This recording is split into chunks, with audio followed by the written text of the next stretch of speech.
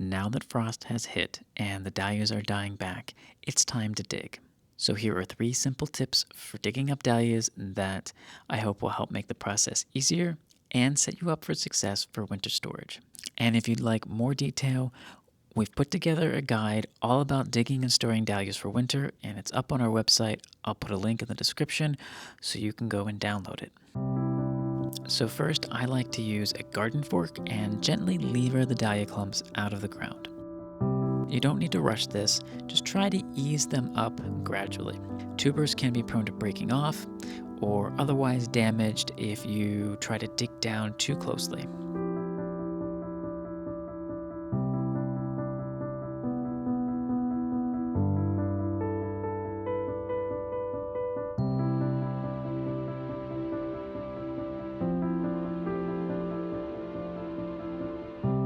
Second, label your dahlias.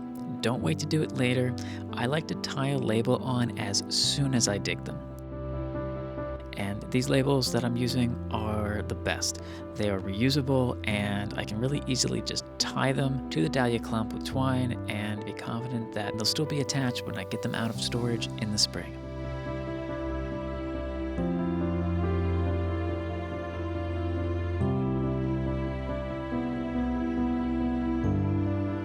And third, give them a wash before storing. It's not just about tidiness.